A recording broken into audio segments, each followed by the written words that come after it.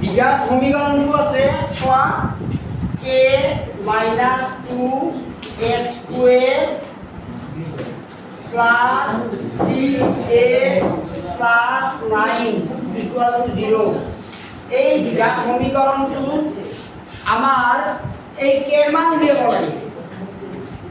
যদি সমীকৰণৰ মূল দুটা সমান বুঝলা নাই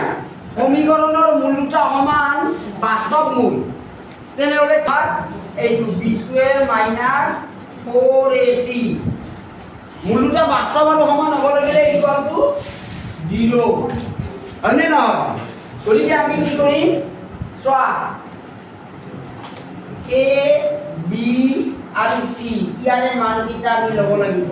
তাৰমানে বিঘাত সমীকৰণত সেই মানটো আমি বহাই দিব লাগিব হয়নে আচ্ছা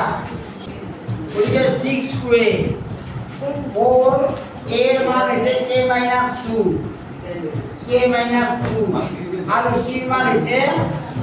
কুলম্বিয়া 9 equal to 0 এই ইয়ার লাগিব চোৱা whole b square minus 4ac equal to 0